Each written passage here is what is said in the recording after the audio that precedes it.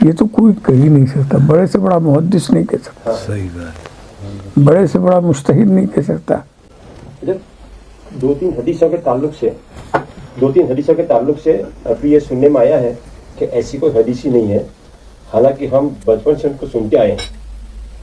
جیسے کہ ایک بڑھیا حضور صلی اللہ علیہ وسلم کے راستے میں کوڑا ڈالتی ہے, دوسرا حضور صلی اللہ علیہ وسلم ایک بڑھیا کا سامان لے کے جاتے ہیں اور پھر وہ ایمان لے آتی ہے.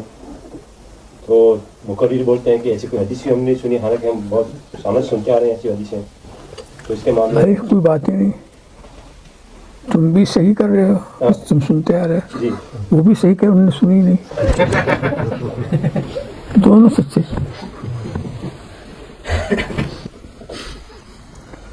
اب بھائی جس نے نہیں سنی وہ کہتے کہ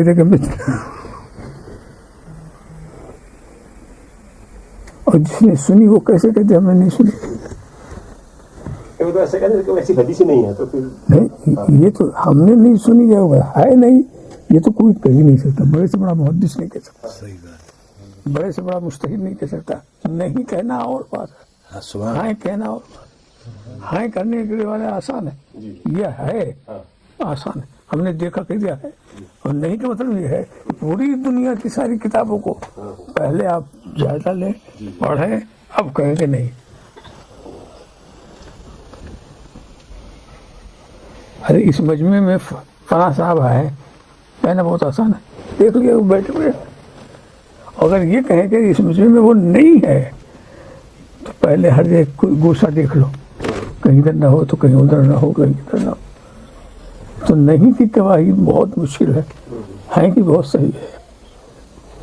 تو گواہی جو ہے آدمی دے رہا, نہیں کی گواہی دے رہا, یہ وہ کام کوئی مجتہد بھی نہیں کر سکتا کہ یہ حدیث نہیں ہے. اس کوئی بھی دعویٰ نہیں کر سکتا کہ دنیا میں جتنی حدیث ہے سب پر ہم حاوی, کوئی دعویٰ نہیں کر سکتا. تقریباً 5 لاکھ حدیثیں امام بخاری اس کے حافظ, تو کیا صرف 5 لاکھ حدیثیں ہی تھیں؟ اتنی حدیثیں تھی جو جس کے وہ حافظ تھے, بس اس سے زیادہ حدیثیں نہیں ہیں.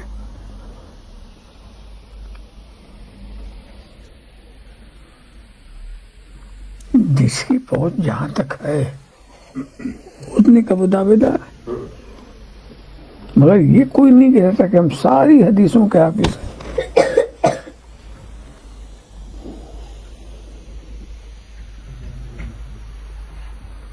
ایک مولانا صاحب سے ہم نے پوچھا تھا تو انہوں نے کہا کہ ہم اس کے تحقیق کر رہے ہیں ابھی. چلیے کر دیں, اچھا ہے, ان کا پتہ نوٹ کر کے رکھیے گا, ادھر آپ تحقیق کر لیجیے گا, بتائیے. وہ آپ کو جواب دیں تو پوچھیے گا کہ کیا ساری کتابوں پر آپ کی نظر پڑ گئی؟ ایک مولانا صاحب, ارے کتنے مولانا صاحب چلے گئے اس راستے میں. تحقیق کرنا برائی نہیں ہے. اچھا, دوسری بات یہ ہے کہ جس کے پاس کوئی ذریعہ نہ ہو کسی کی سچ اور غلط سمجھنے کا, وہ کیسے سمجھے یہ بات سچ ہے یا غلط ہے؟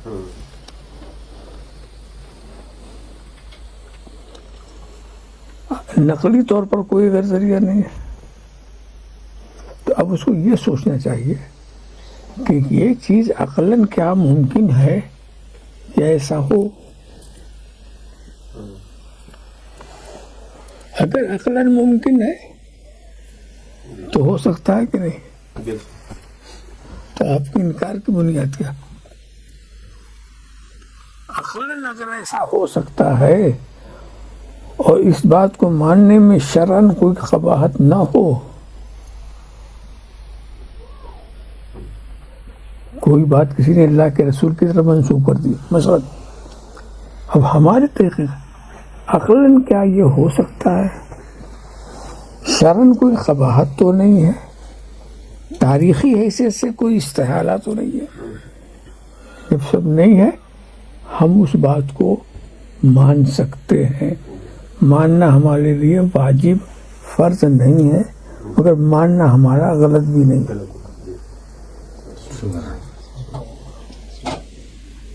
تو جو واقعات ہوتے ہیں ان کو پر اس طرح سے تجزیہ کیا جاتا ہے کہ اگر عقلاً تاریخی حیثیت سے وہ غلط ہے تو غلط، اس بنیاد پر آپ غلط کریں، مگر صرف ہم نے نہیں دیکھا، آپ کیا آپ کا دیکھنا کیا، یہ تو کوئی بات نہیں رہی نا۔ 2-4 واقعات ہم آپ کو بتائیں۔ ناصر الشہادتین ایک کتاب ہے، بہت مقبول واعظین کے اندر ہے، محرم کا تحفہ ہے وہ، اس میں ایک واقعہ لکھا ہوا، اور کب سے لکھا ہوا آج تک لکھا جا رہا کہ ایک مرتبہ یزید حضرت معاویہ کے کاندھے پہ بیٹھ کر، حضرت معاویہ ان کو اپنے کاندھے پہ بیٹھا کے لے گئے حضور کی بارگاہ میں۔ حضور نے دیکھا تو کہا جنتی کے کاندھے پر جہنمی ہے، تو حضرت معاویہ کو تو جنتی کہہ دیا اور یزید کو جہنمی کہہ دیا، بس اب آپ کے لیے کافی نعرہ لگانے کے لیے، اور آج تک لکھتا چلا آ رہا ہے وہ۔ اور اس میں اب اس واقعے کو ہم غلط کیسے کہتے ہیں؟ تو غلط اس لیے کہیں گے کہ تاریخی حیثیت سے بالکل غلط بات ہے۔ حضور کے زمانے میں یزید پیدا ہی نہیں ہوا تھا۔ یہ تو کام پر بیٹھے کر گیا۔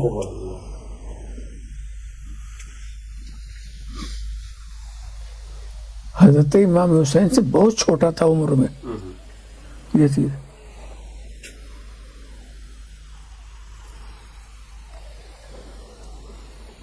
اور پتہ نہیں کیسے لکھ دیا۔ یہ تاریخ کا معاملہ، تو آپ کسی چیز کو غلط کہیں تو اس کے پیچھے کچھ مضبوطی ہونی چاہیے، صرف آپ کا دماغ نہیں، یہ تاریخی حیثیت سے باطل ہے۔ ایسے ہی ایک دوسرا بڑا مشہور واقعہ آپ لوگوں کو سب معلوم ہوگا، سب کو معلوم ہوگا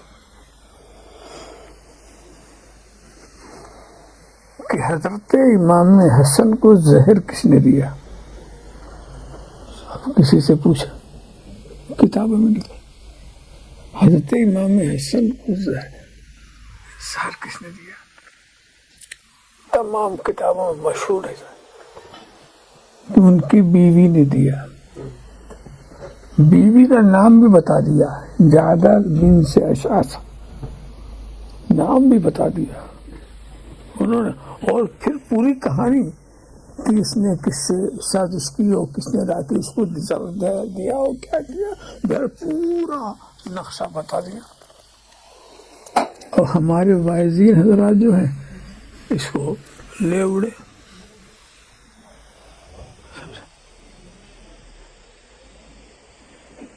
اب آپ کے سمجھنے کی بات انتہا یہ ہے کہ ہمارے ایک محدث حضرت عبدالعزیز محدث دہلوی، انہوں نے بھی سر الشہادتین اس واقعے کو لکھا۔ اب بتائیے، ہم عبدالعزیز محدث دہلوی کا نام سن کے تو سب چونک جا رہے، حضرت نے لکھا۔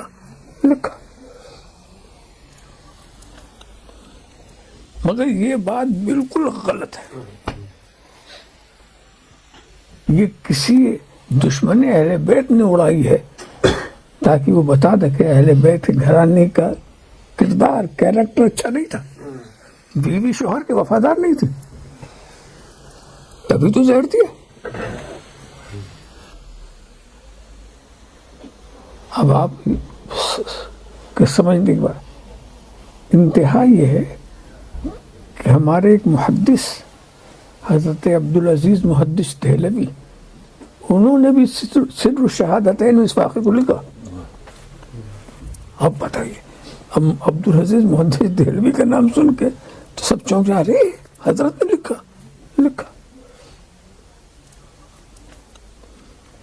مگر یہ بات بالکل غلط ہے، یہ کسی دشمن اہل بیت نے اڑائی ہے تاکہ وہ بتا دے کہ اہل بیت کے گھرانے کا کردار، کیریکٹر اچھا نہیں تھا، بیوی شوہر کی وفادار نہیں تھی، تبھی تو زہر دیا. اتنا زبردست تبرہ، اور پھر مورخین کا اس کو اپنا لینا، کتنے تعجب کی بات ہے، کتنے حیرت کی بات ہے. اور پھر اسی میں کچھ واقعات انہیں تاریخی کتابوں میں ایسے کہ جب حضرت امام حسین نے پوچھا بھائی سے، وہ تو قریب تھے نا، اور تحقیق وہ زیادہ جلدی کرنا، وہ جتنا قریب سے جانتے ہیں، پوچھا بھائی سے کہ آپ کو زہر کس نے دیا؟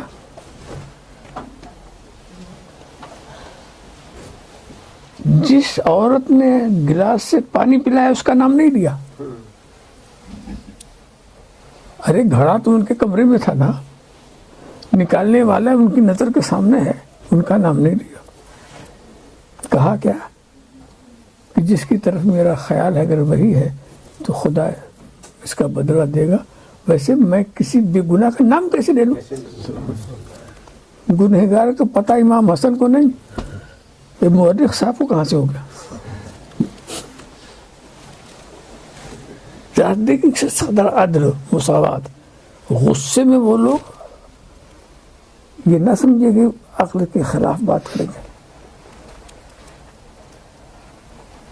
اس بات کو دوسرے انداز سے بھی کہا جا سکتا تھا، اس میں یہ ساری خرابیاں لازم نہیں آتی تھیں، مگر انہوں نے اس طرح سے بیان کیا.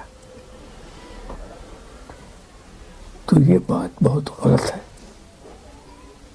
کہ اہل بیت رسول میں وہ داخل ہو چکی تھی اور ان پر یہ ایسا الزام، قتل کا الزام، جس سے بڑا کوئی الزام نہیں، وہ آپ بڑے اطمینان سے دے رہے ہیں.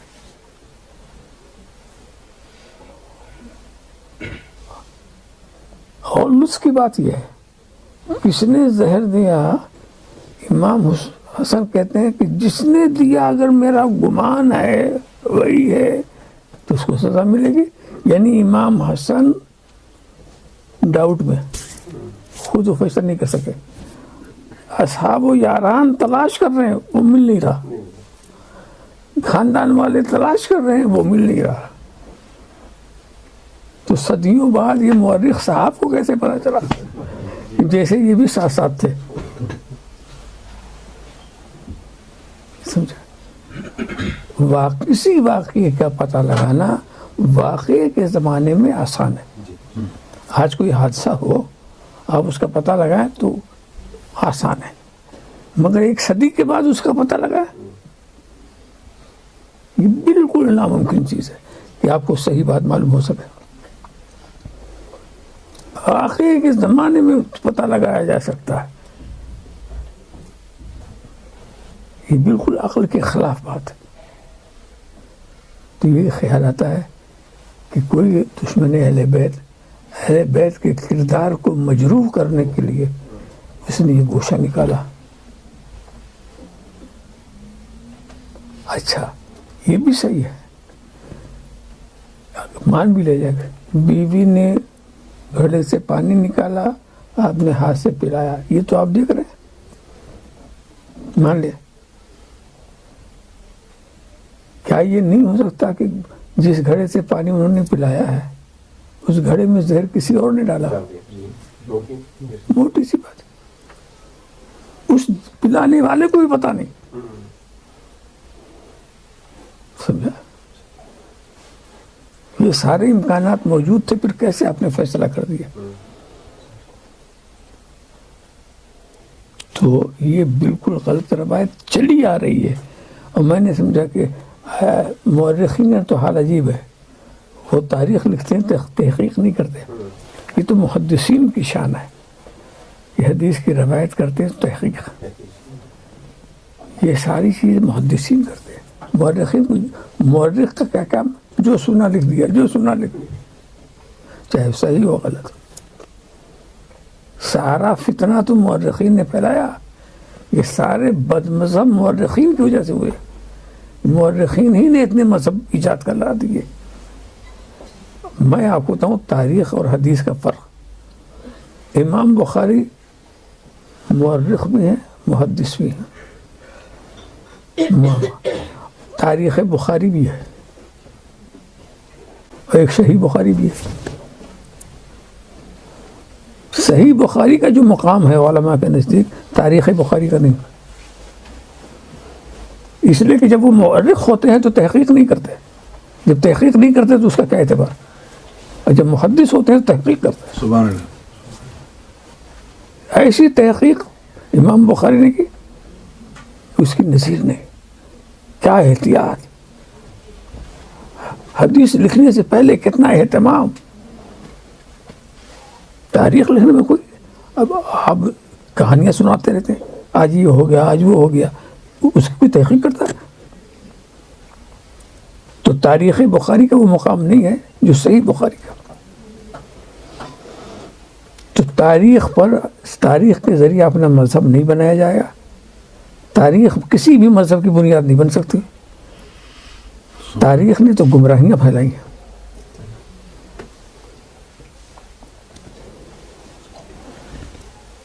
اسی لیے محدثین کا بڑا احسان ہے کہ انہوں نے حدیث کو چھان بین کر کے جہاں تک ممکن ہو سکا حشو و زوائد سے پاک کیا، اور کوشش اس بات کی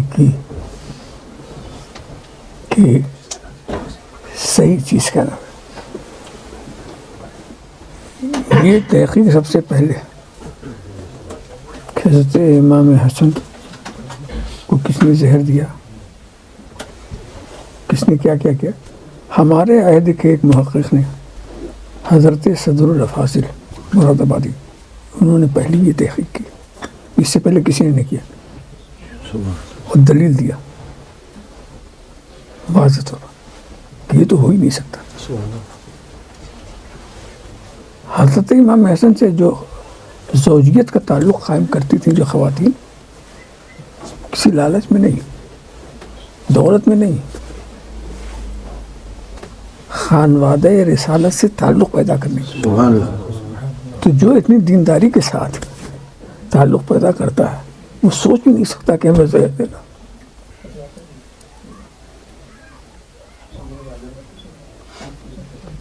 تو یہ جھوٹی کہانی بنانے والے لوگ اور جھوٹی باتیں کرتے رہے۔ صدر الافاضل نے اس کو سوانح کربلا کے اندر بہت واضح طور پر بتایا، حالانکہ پتہ نہیں شیخ عبدالعزیز محدث دہلوی جیسے محدث کی نظر اس پر کیوں نہیں رہی، مگر کہنا پڑتا ہے کہ انسان بشر ہے اور بشر سے غلطی ہوتی ہے۔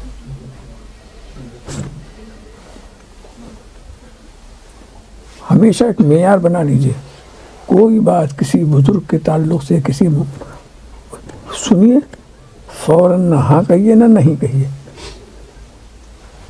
پہلے غور کیجیے کیا یہ عقلاً ہو سکتا ہے کہ انہوں نے ایسا کہا ہو یا کیا ہو، کیا یہ شرعاً کوئی اس میں کوئی استحالہ تو نہیں ہے، کیا اس میں کوئی تاریخی قباحت تو نہیں ہے۔ جب نہیں ہے تب آپ یہ حکم دے سکتے ہیں، تم ماننا چاہو تو مان لو، پہلے یہ سب طے ہو جائے، پہلے تمہارے ایمان کو کوئی خطرہ نہیں ہوگا اگر مان لو گے۔ اس ٹائپ کی کہانیاں جو ہے لوگ جو قصہ کو لوگ بیان کرتے ہیں اور لوگ اس سے تفریح اٹھاتے ہیں۔